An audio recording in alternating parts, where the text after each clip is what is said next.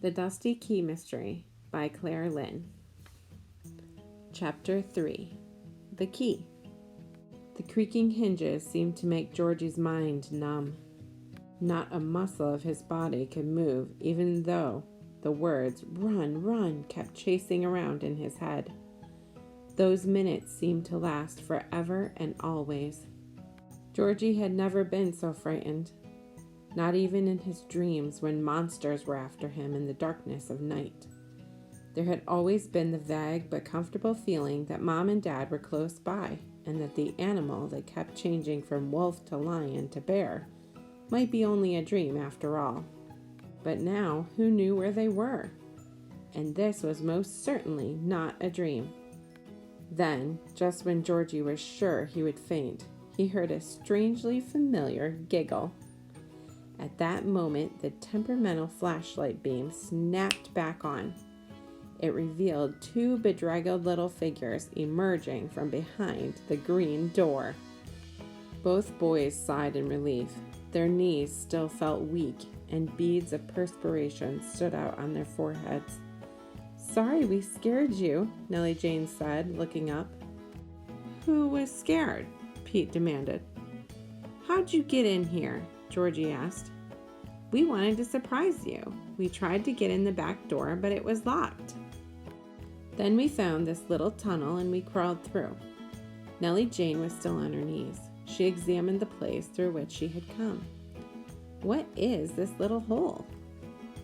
"Oh, it's a winter ice box. We got one over to our place. See, that door opens to the porch. This opens to the kitchen. Keeps things cold without freezing in winter." Georgie felt quite important now explaining it to the girl. Nellie Jane looked into the dusty corners as Pete shined the light. Then with a gasp, she shot her hand back on a little side shelf. "Look what I found," she shouted, jumping up. The others gathered around her. "It's a key," Georgie exclaimed. "What's the paper tied to it?" Pete asked. "Hold the light closer," George ordered as he dusted the little card with his fingers. "It's a poem." "There's a picture on the other side," Julie said. Georgie turned it over. "A map," he shouted. "A treasure map, I just bet." "Read the poem," Nellie Jane said. Georgie held the writing to the light and slowly read. "To the finder, my bequest, contents of my treasure chest. Dig by night and search by day, and beware lest an enemy snatch it away." "What does it mean?" Julie asked. "Means we're practically rich," Pete explained. "Let's see that map again." He snatched the paper from the other boy. "Hey," Georgie grabbed it. "It ain't yours. Nellie Jane found it, and she's my cousin." "Is that so?" Pete screamed. "Well, it was my idea to come over here in the first place." "Oh, stop fighting," Nellie Jane commanded. "We'll all share. Maybe there's enough so we'll all be rich." "Don't look like old Mrs. Benson had so much riches with a house like this'n," Georgie commented. "Oh, lots of rich folks live like they got nothing at all," Pete answered knowingly. "Once I heard of an old man who lived on oats and water. Lived in a shack, too. When he died, they found millions of dollars stuffed in old cans and jars. They call them people misers." "Daddy says the riches that really count are the riches we can take with us when we die," Nellie Jane said. The others stared at her blankly. "These misers," she went on, "their money doesn't do them any good, and they have to leave it all behind when they die." "Nobody can take money along when they're dead," Pete scoffed. "Not money," Nellie Jane went on, "but the things that make people really rich are the things that Jesus gives in the heart, like love and joy. Up in heaven, the streets are made out of gold. We won't need money up there anyway."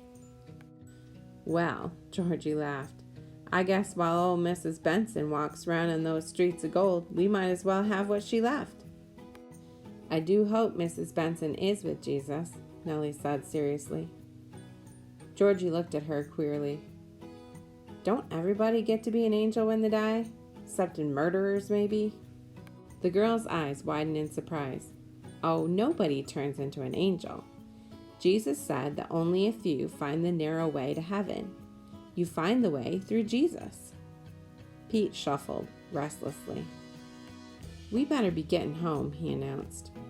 Read the poem again. We'll study the map tomorrow. Georgie read it again, and then as they tramped through the weeds towards home, they chanted the words, or as much as they could remember. Almost before Master Rooster chased away the darkness, Georgie was up. The 4 children had dreamed of buried treasure. Pete fancied he was digging all night long. Nellie Jane dreamed of paying all those bills Daddy and Mommy worried about. Georgie just kept running his fingers through the gold pieces that filled his dream, while little Julie was restless because she saw pirate enemies lurking in her dreams. But Georgie wasn't content with dreams. He tiptoed over to the dresser and took the key from the drawer. His elbows resting on the dresser, he studied the map for a long time in the faint light. It was Benson's farm, all right, he decided. There was the spring house and the little crick. This was the house and this the barn. Benson's wasn't a very big place. The circle must be the big oak behind the barn, and of course, the X would mark the spot where the treasure was buried. He rubbed the key against his pajamas. It was old, all right, just the kind of key that would be used on a chest or a small trunk. His heart thrilled as he thought of the secrets belonging to that key. The cock in the barnyard crowed again. There was a stirring in the next room. He stood for a moment trying to decide what was best to do. It wouldn't do at all to let the folks find out about the map and the key. If it became known, the enemy, whoever he might be, would be sure to come snooping around. If Ma found him up, she'd be bound to figure there was something strange going on. He heard Ma's footsteps coming toward the door. Stuffing the card and key into his pajama pocket, he dove into his bed. When his mother came into the room, she shook him 3 times before he groaned his sleepiest groan and rolled out of bed. Sleepy as he looked, his right hand clutched his pocket. Nothing must happen to that precious key. If you enjoyed this read aloud, tune in next time for Chapter 4 of The Dusty Key Mystery by Claire Lynn. And don't forget to like, subscribe, and share with your friends.